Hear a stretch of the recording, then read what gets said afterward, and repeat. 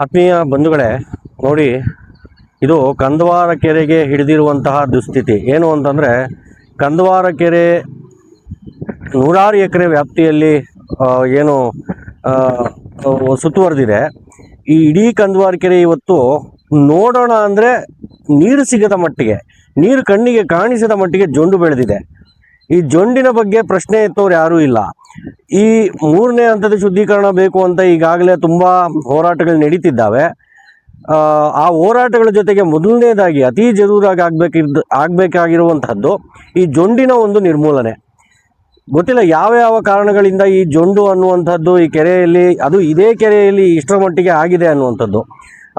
ಚಿಕ್ಕಬಳ್ಳಾಪುರದ ಕೆಲವು ಭಾಗಗಳ UGD ನೀರು ಈ ಕೆರೆಗೆ ಸೇರ್ತಿರುವಂತಹ ಕಾರಣವಾ ಅಥವಾ ಇನ್ಯಾವುದಾದ್ರೂ ತಾಂತ್ರಿಕ ಕಾರಣಗಳಿದ್ದಾವ ಇದಕ್ಕೆ ಅನ್ನುವಂಥದ್ದನ್ನು ಒಂದು ರಿಸರ್ಚ್ ಮಾಡಿ ಈ ಜೊಂಡನ್ನು ನಿರ್ಮೂಲನೆ ಮಾಡಬೇಕು ಅನ್ನುವಂಥದ್ದು ಬಹಳ ಅತಿ ಜರೂರಾಗಿ ಆಗಬೇಕಾಗಿರುವಂತಹ ಕೆಲಸ ಅನ್ನುವಂಥದ್ದು. ಇದರ ಬಗ್ಗೆ ನಮ್ಮ ಊರಿನ ಹಿರಿಯ ನಾಗರಿಕರು ಮತ್ತು ಚಿಂತಕರು ಆದಂತಹ ಊರಿನ ಮೂಲ ನಿವಾಸಿಗಳಾದಂತಹ ಶ್ರೀಯುತ ನಾಗೇಂದ್ರ ಬಾಬುರವರು ನಮ್ಮೊಂದಿಗೆ ಅವರ ಒಂದು ಅಭಿಪ್ರಾಯಗಳನ್ನು ಹಂಚಿಕೊಂಡಿದ್ದಾರೆ. ಅದನ್ನು ಕೇಳೋಣ ಬನ್ನಿ.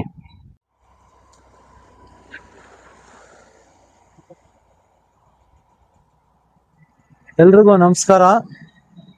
ನಾನು ನಾಗೇಂದ್ರ ಬಾಬು ಅಂತ, ಹಿರಿಯ ನಾಗರಿಕ ಹಾಗೂ ಚಿಕ್ಕಬಳ್ಳಾಪುರದ ಮೂಲ ನಿವಾಸಿ.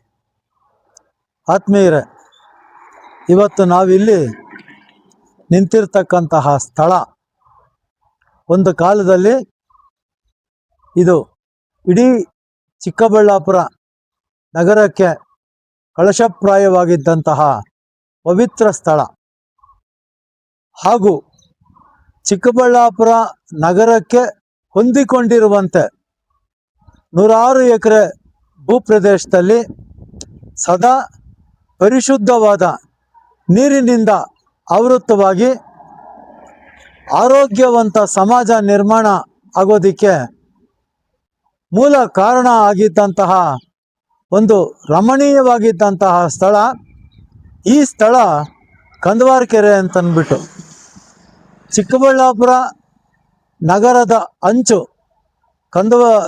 ಕಂದವಾರ ಪೇಟೆಯಿಂದ ಕಂದವಾರ ಗ್ರಾಮಕ್ಕೆ ಸಂಪರ್ಕ ಕೊಡ್ತಕ್ಕಂತಹ ಸುಮಾರು 1.5-2 ಕಿಲೋಮೀಟರ್ ಭೂವ್ಯಾಪ್ತಿಯ ಉದ್ದದ ಅಂಚಿಗೆ ಹೊಂದಿಕೊಂಡಿರ್ತಕ್ಕಂತಹ ಕೆರೆ ಇದಾಗಿತ್ತು. ಈ ಕೆರೆಗೆ ಸುಮಾರು 650ರಿಂದ 700 ವರ್ಷಗಳ ಇತಿಹಾಸ ಇದೆ.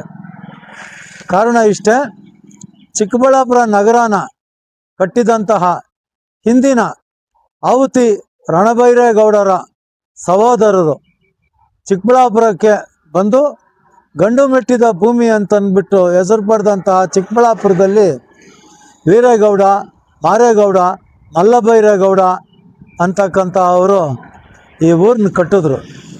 ಅಂತಹ ಮಹನೀಯರು ಊರಿಗೆ ಒಳ್ಳೆಯದಾಗಬೇಕು, ಜಲಕ್ಷಾಮ ಇರಬಾರ್ದು ಅಂತಂದ್ಬಿಟ್ಟು ಅನೇಕ ಕೆರೆಗಳನ್ನು, ಕೋಟೆ ಕೊತ್ತಲಗಳನ್ನು ನಿರ್ಮಾಣ ಮಾಡಿದ್ರು. ಆ ರೀತಿ ನಿರ್ಮಾಣ ಮಾಡಿದ ಒಂದು ಕೆರೆ ಈ ಕಂದವಾರ ಕೆರೆ. ಕಂದವಾರ ಕೆರೆಯ ಮತ್ತೊಂದು ಮಹತ್ವ ಏನಪ್ಪ ಇದೆ ಅಂದರೆ, ದೇವಾಲಯಗಳ ನಗರ ಅಂದರೆ ಸುಮಾರು 22ರಿಂದ 23 ದೇವಾಲಯಗಳನ್ನು ಹೊಂದಿರತಕ್ಕಂತಹ ಕಂದವಾರ ಗ್ರಾಮದಲ್ಲಿ ಶ್ರೀ ಯದುರ್ಲಿಂಗೇಶ್ವರ ಸ್ವಾಮಿ ದೇವಸ್ಥಾನ ಇದೆ. ಇದು ಶ್ರೀರಾಮನ ಕಾಲದಲ್ಲಿ ಸೀತಾಮಾತೆಗೆ ಆರೋಗ್ಯ ಕೆಟ್ಟಾಗ ಶ್ರೀರಾಮ ಶಿವಲಿಂಗನ ಸ್ಥಾಪನೆ ಮಾಡಿದ್ದು ಇಲ್ಲಿ ಅಂತಕ್ಕಂತಹ ಪ್ರತೀತಿ ಬ್ರಹ್ಮಾಂಡ ಪುರಾಣದಲ್ಲಿದೆ.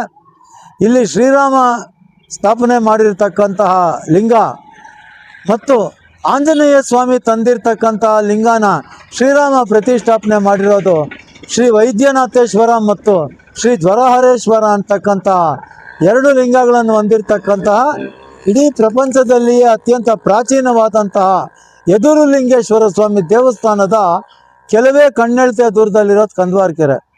ನೋಡಿ, ಇವತ್ತು ಈ ಕಂದವಾರ ಕೆರೆಯನ್ನು ನೀವು ನೋಡ್ತಾ ಇದ್ದೀರಾ, ನಿಜಕ್ಕೂ ತುಂಬ ವ್ಯಸನ ಆಗತ್ತೆ. ಇಡೀ ಕಂದವಾರ ಕೆರೆ ಮಲಿನ ಆಗಿದೆ. ಇಲ್ಲಿ ಜೊಂಡು ಟನ್ನುಗಟ್ಟಲೆ, ಸಾವಿರಾರು ಟನ್ನುಗಟ್ಟಲೆ ಜೊಂಡು ಬೆಳೆದಿದೆ.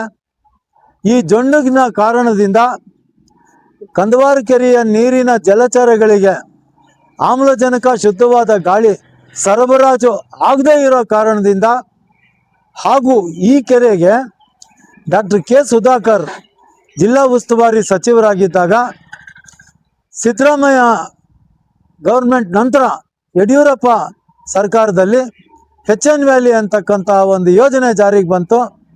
ಈ ಯೋಜನೆಯಿಂದ ಸುಧಾಕರ್ ಅವರು ಅಂತರ್ಜಲ ಮಟ್ಟ ವೃದ್ಧಿ ಮಾಡೋದು ಕಾರಣದಿಂದ ಬೆಂಗಳೂರಿನ ತ್ಯಾಜ್ಯ ನೀರು ಹೆಬ್ಬಾಳ ಮತ್ತು ನಾಗವಾರ ವ್ಯಾಲಿ ಯೋಜನೆ ಅಂತಂದ್ಬಿಟ್ಟು ಏನಿದೆ ಅದು ಪೈಪ್ಲೈನ್ ಯೋಜನೆ ಮೂಲಕ ಈ ಕೆರೆಗೆ ನೀರು ತುಂಬಿಸೋ ಕಾರ್ಯಕ್ರಮ ಮಾಡಿದ್ರು. ಈ ಕೆರೆಗೆ ನೀರು ಬಂದ ನಂತರ ಇಲ್ಲಿಂದ ಮುಂದಿನ ಕೆರೆಗಳಿಗೆ ಹೋಗುವಂಥ ವ್ಯವಸ್ಥೆ ಆಯಿತು. ಆಗ ಅಂದ್ಕೊಂಡ್ರು ಇಲ್ಲಿ ಜಲಕ್ಷಾಮ ವೃದ್ಧಿ ಆಗತ್ತೆ, ಅಂತರ್ಜಲ ವೃದ್ಧಿ ಆಗತ್ತೆ ಅಂತ. ಆದರೆ ಅದೇ ಮುಂದೊಂದು ದಿನ ಶಾಪ ಆಗತ್ತೆ ಅಂತಂದ್ಬಿಟ್ಟು ಅವತ್ತಿನ ದಿವಸ ಬಹುಶಃ ಅಂದಿನ ಜಿಲ್ಲಾ ಉಸ್ತುವಾರಿ ಸಚಿವರಾದಂತಹ ಡಾಕ್ಟರ್ ಕೆ ಸುಧಾಕರ್ ಅವ್ರಿಗೆ ತಿಳಿದಿರಲಿಲ್ವೇನೋ ಅಂತ ನನ್ನ ಮನಸ್ಸಿಗೆ ಭಾವನೆ ಬರ್ತಾ ಇದೆ.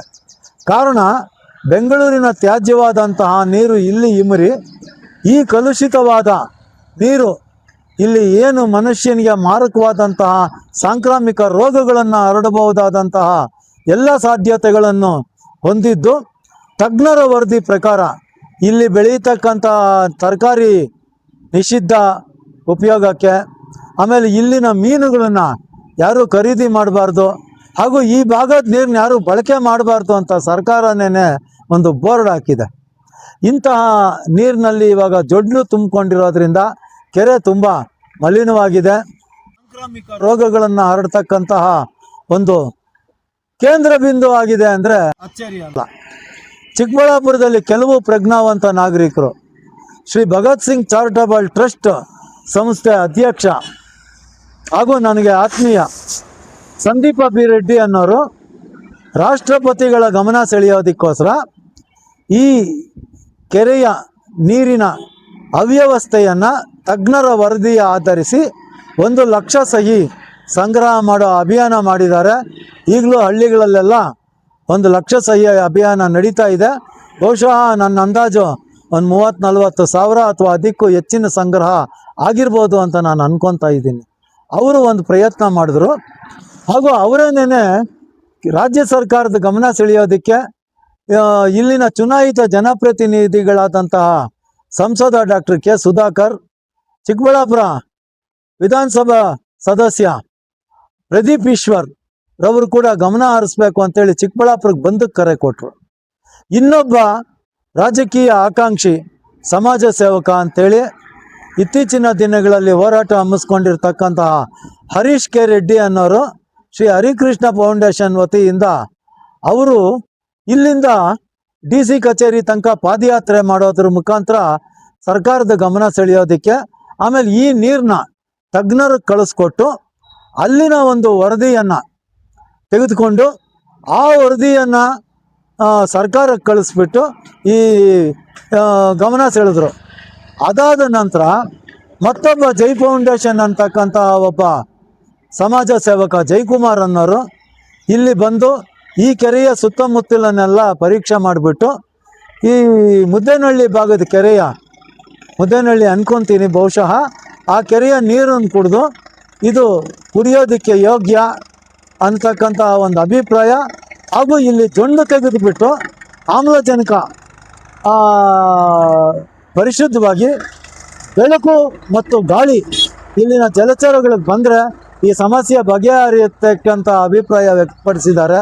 ಹೀಗಾಗಿ ಚಿಕ್ಕಬಳ್ಳಾಪುರ ಜಿಲ್ಲಾಧಿಕಾರಿಗಳಿಗೆ, ಚಿಕ್ಕಬಳ್ಳಾಪುರ ಜಿಲ್ಲಾ ಪಂಚಾಯತ್ ಮುಖ್ಯ ಕಾರ್ಯನಿರ್ವಹಣಾಧಿಕಾರಿಗಳಿಗೆ, ಚಿಕ್ಕಬಳ್ಳಾಪುರದ ಕೆರೆಗಳ ಅಭಿವೃದ್ಧಿ ನೋಡ್ಕೊಳ್ತಕ್ಕಂತಹ ಸಣ್ಣ ನೀರಾವರಿ ಇಲಾಖೆ ಅಧಿಕಾರಿಗಳಿಗೆ, ಶಾಸಕ ಪ್ರದೀಪ್ ಈಶ್ವರ್ ಅವರಿಗೆ, ಸಂಸದ ಡಾಕ್ಟರ್ ಕೆ ಸುಧಾಕರ್ ಅವರಿಗೆ, ಹಾಗೂ ಕರ್ನಾಟಕದ ಮುಖ್ಯ ಕಾರ್ಯದರ್ಶಿಗಳಿಗೆ, ಕರ್ನಾಟಕ ಸರ್ಕಾರದ ಮುಖ್ಯ ಕಾರ್ಯದರ್ಶಿಗಳಿಗೆ ಒಬ್ಬ ಹಿರಿಯ ನಾಗರಿಕನಾಗಿ, ಒಬ್ಬ ಸಮಾಜ ಕಾಳಜಿ ಹೊಂದಿರತಕ್ಕಂತಹ ಒಬ್ಬ ಹಿರಿಯ ಪತ್ರಕರ್ತನಾಗಿ ನಾನು ಇವತ್ತಿನ ದಿನ ಮನವಿ ಮಾಡ್ಕೊತಾ ಇದ್ದೀನಿ ಈ ಒಂದು ಕ್ರಾಂತಿ TV ಮುಖಾಂತರ. ಕಾರಣ ಇಷ್ಟೇ, ಇತ್ತೀಚಿನ ದಿನಗಳಲ್ಲಿ ನನ್ನ ಆತ್ಮೀಯ ಮಿತ್ರ ಸುನಿಲ್ ಅನ್ನೋರು ಆರಾಧ್ಯ ಟಿ ವಿ ಅಂತ ಮಾಡಿದರು. ಅದರ ಮರುರೂಪಾಂತರವೇ ಇವತ್ತಿನ ದಿನ ಕ್ರಾಂತಿ ಟಿ ವಿ ಆಗಿದೆ. ಸಮಾಜದ ಕ್ರಾಂತಿ, ಸಮಾಜದಲ್ಲಿ ಸಾಮಾಜಿಕವಾಗಿ ಶಾಂತಿಯುತವಾಗಿ ಕ್ರಾಂತಿಯನ್ನು ಮಾಡ್ಬೋದು ಅನ್ನೋ ಉದ್ದೇಶ ಇಟ್ಕೊಂಡು ಅವ್ರು ಮಾಡಿರೋದ್ರಿಂದ ಈ ಒಂದು ಚಾನಲ್ ಮುಖಾಂತರ ಸರ್ಕಾರ ಗಮನ ಸೆಳೆಯುತ್ತೆ ಅಂತ ಉದ್ದೇಶ ಇಟ್ಕೊಂಡು ಚಾನಲ್ಗೆ ನಾನು ಇಂಟರ್ವ್ಯೂ ಕೊಡ್ತಾ ಇದ್ದೀನಿ ಹಾಗೂ ಸರ್ಕಾರಕ್ಕೆ ಮನವಿ ಮಾಡ್ಕೊತಾ ಇದ್ದೀನಿ. ಪ್ರಪ್ರಥಮವಾಗಿ ಜಯಕುಮಾರ್ ಆಗ್ಬೋದು, ಹರೀಶ್ ಕೆ ರೆಡ್ಡಿ ಆಗ್ಬೋದು, ಭಗತ್ ಸಿಂಗ್ ಚಾರಿಟಬಲ್ ಟ್ರಸ್ಟ್ ಆಗ್ಬೋದು, ಡಾಕ್ಟರ್ ಕೆ ಸುಧಾಕರ್ ಆಗ್ಬೋದು, ಪ್ರದೀಪ್ ಈಶ್ವರ್ ಆಗ್ಬೋದು, ಜಿಲ್ಲಾಧಿಕಾರಿಗಳಾಗ್ಬೋದು, ಮೊದಲು ಇಲ್ಲಿರ್ತಕ್ಕಂಥ ಜೊಂಡನ ನಿರ್ಮೂಲನೆ ಮಾಡಬೇಕು. ಜೊಂಡು ನಿರ್ಮೂಲನೆ ಮಾಡಿ ನೀರು ಪರಿಶುದ್ಧ ಮಾಡಬೇಕು. ಹಾಗೂ ಗಲೀಜು ನೀರು ಬರೋದನ್ನು ನಿಲ್ಲಿಸ್ಬಿಟ್ಟು ಸ್ವಲ್ಪ ದಿನಗಳ ಕಾಲ, ಮಳೆಗಾಲ ಬರ್ತಾ ಇದೆ, ಮಳೆ ನೀರಿನಿಂದ ಕೆರೆ ಭೂಮಿ ಪರಿಶುದ್ಧವಾಗಬೇಕು ಅಂತ ವ್ಯವಸ್ಥೆ ನಿರ್ಮಾಣ ಆಗಬೇಕು ಅನ್ನೋ ಉದ್ದೇಶದಿಂದ ಈ ಮಾತು ಹೇಳೋಕ್ಕೆ ನಾನು ಇಷ್ಟಪಡ್ತಾ ಇದ್ದೀನಿ. ನಮಸ್ಕಾರ.